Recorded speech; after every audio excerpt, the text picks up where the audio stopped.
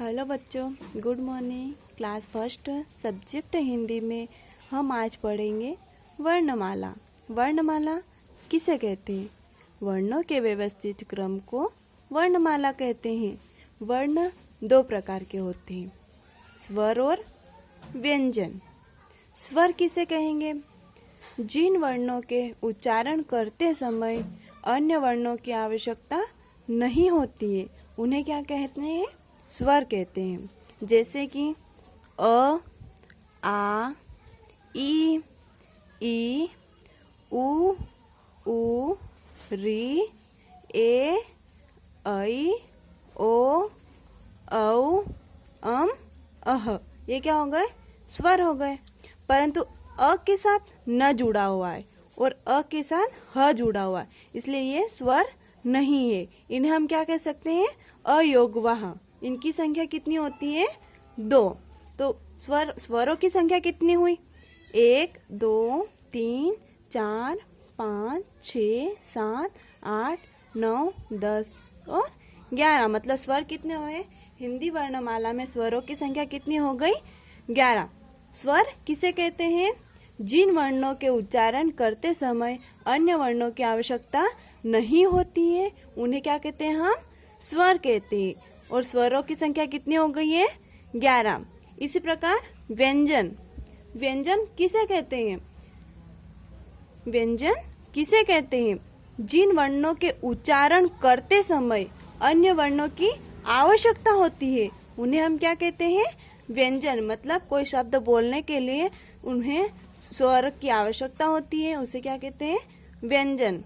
जैसे कि क, ख, ग, घ, ञ, च, छ, ज, झ, ञ, ट, ठ, ड, ढ, ण, त, थ, द, ध, न, प, फ, ब, भ, म, य, र, ल, व, श, स, ह। ये क्या हो गए? व्यंजन। इनकी संख्या कितनी हो गई? 33। इनकी संख्या कितनी हो गई? 33। अक्ष, त्र, ज्ञ और श्र, इन्हें क्या कहते हैं? संयुक्त व्यंजन। संयुक्त व्यंजन किसे कहते हैं? दो भिन्न भिन्न व्यंजनों के योग से संयुक्त व्यंजन बनते हैं। इनकी संख्या कितनी हो गई? 4। अब आप देखो, ये ढ और ढ, ये ड और ढ से मिलकर बने होते हैं। इनके लिए क्या होता है? ये ढ के नीचे बिंदु हो गई और ड के नीचे भी बिंदु हो गई। इनका उपयोग कहाँ करेंगे हम? पेड़, चढ़, इसके लिए इनका उपयोग किया जाता है। आया समझ में? वर्णमाला किसे कहते हैं? वर्णमाला क्या होती है? बताओ।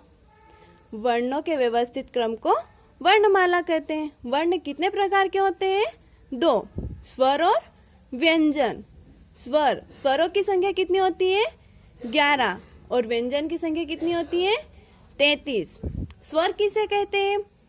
जिन वर्णों के उच्चारण के लिए अन्य वर्णों की आवश्यकता नहीं होती है, उन्हें क्या कहते हैं? हम स्वर कहते हैं। और व्यंजन किसे कहते हैं?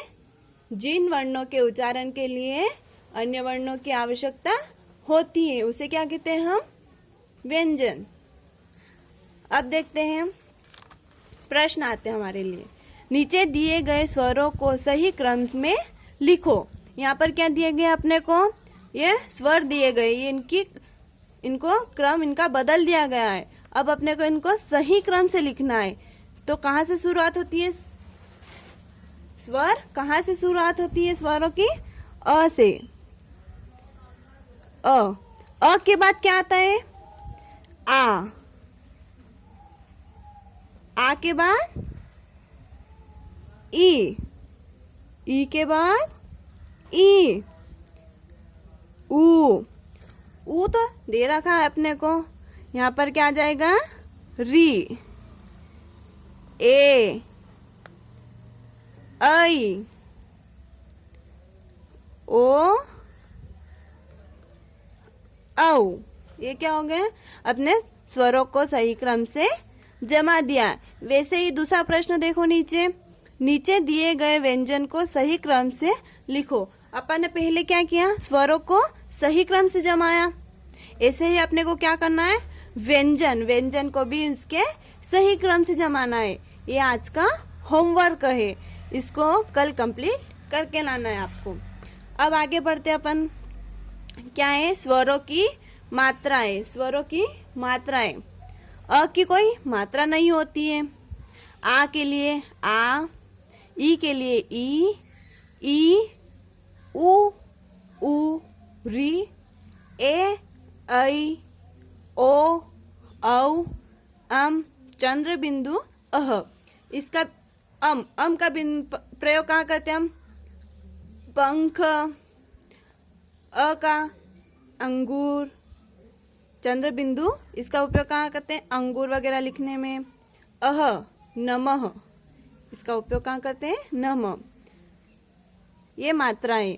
अब स्वरों की मात्राओं से मिलान, क्या कहते हैं, आ की मात्रा इसमें से कौन सी है, इससे अपन मिलाएंगे। ये क्या हो गए, ये आ की मात्रा है। ई की मात्रा कौन सी हुई, ये ई की मात्रा इससे मिला दिया। ऊ से ऊ को मिला दिया, ऊ और ऋषि से मिला दिया। आया समझ में। ऐसे ही इसको भी कंप्लीट आपको करना है। अच्छा, आज की क्लास यहीं पे समाप्त करते हैं।